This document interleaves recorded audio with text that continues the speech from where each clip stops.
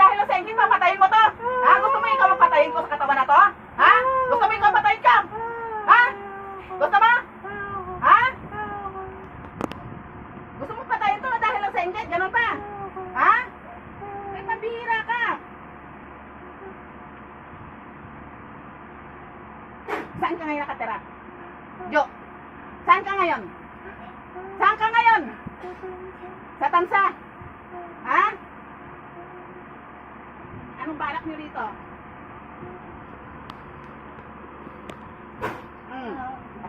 Ano? Ha? Paano ko ikaw kaya i-ano ko? Katayin ko rito? May anak ka na? Ha? Jo?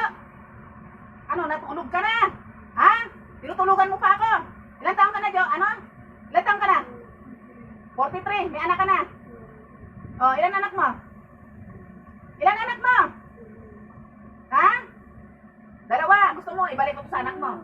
Ha? Gusto mo sa anak mo to ibalik ko? Ha? Gusto mo?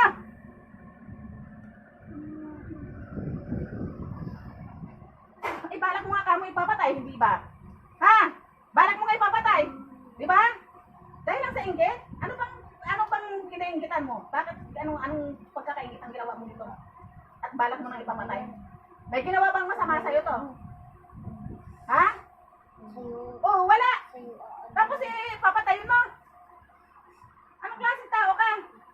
Ha? Tutukan mo na ito.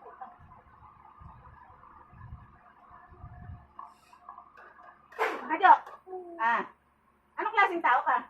Paano ko sa mga anak mo to bumalik? Yung pinagawa mo to? Ha? Ha?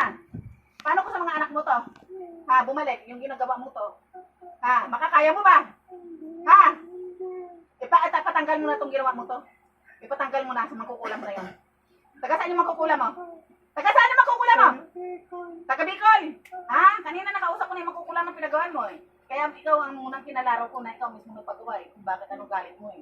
Dahil lang sa inggit, nagalit ka rito. Gusto balak mo pang patayin. Ha? Tama ba ako?